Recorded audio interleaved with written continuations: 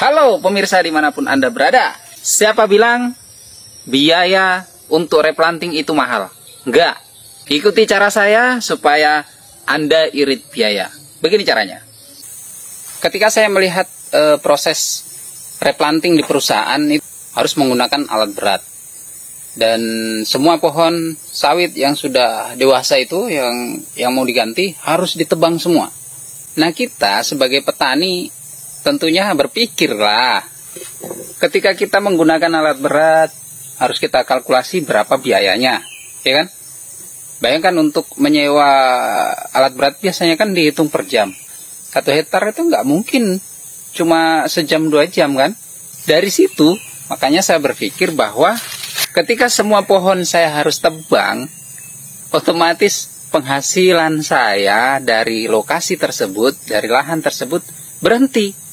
Yang seharusnya masih bisa untuk beli beras, bisa untuk biaya anak sekolah, akhirnya berhenti, tidak ada, sampai nunggu sawit yang kita tanam tadi itu berbuah lagi. Ya minimal 3 tahun, paling lama ya 5 tahun, tergantung bagaimana perawatan kita.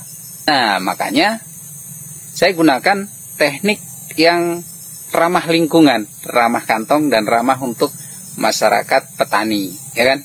Begini caranya. Metode ini adalah replanting dengan metode sisipan, ya. Jadi replanting dengan metode sisipan.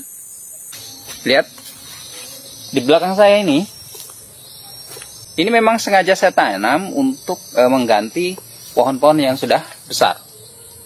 Sebenarnya pohon ini belum terlalu tua sih, cuman buahnya kurang maksimal karena ini bibit asalan kan. Bibit lokal, saya tidak tahu asal usulnya bibit dari mana. Sedangkan yang ini katanya sih juga TN1, ya kan, Tenera. Jadi saya ganti ini supaya nanti hasilnya lebih maksimal.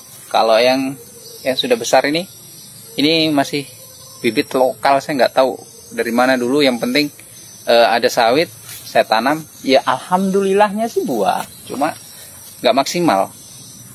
Ya, dalam 1 hektar itu hanya sekitar 1 ton. Maksimal 1,5 ton lah dalam 1 kali petik. Jadi 1 bulan sekitar 3 ton. Menurut Anda itu sudah bagus apa belum sih? Menurut saya sih belum maksimal. Jadi saya berinisiatif untuk menggantinya. Jadi ini ke sana ini sudah saya tanam. Nah, terus bagaimana caranya menumbangkan atau nantinya ketika sawit ini sudah mulai besar, seperti apa perlakuannya yang sawit-sawit yang sudah besar. Nah, untuk sawit yang sudah besar, saya nantinya akan mengurangi satu persatu ya, nggak langsung kita basmi semuanya. Kita harus mengurangi satu-satu yang mana kita anggap dia sudah tidak mau berbuah.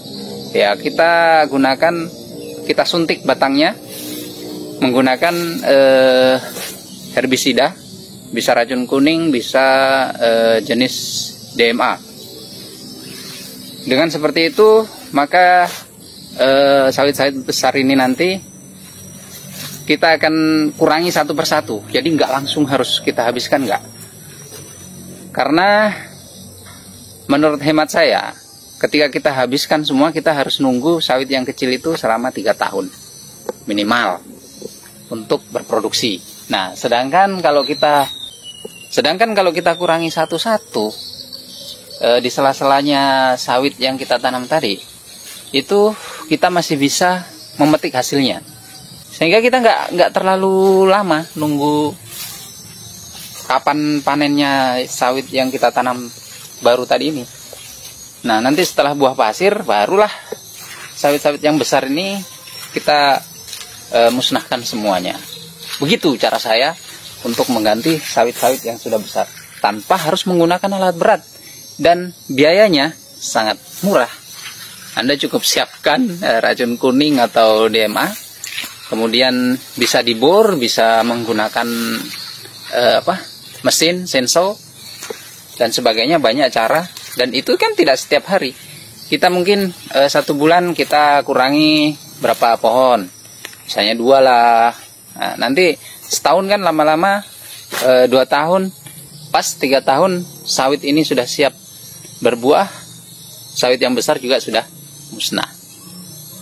Bagaimana menurut Anda? Siapa tahu Anda punya cara yang lain yang lebih gampang dan ekonomis. Silahkan tulis di kolom komentar. Siapa tahu saya bisa mengikuti cara Anda. Oke? Sampai di sini video kali ini. Mudah-mudahan bermanfaat ya. Bye-bye.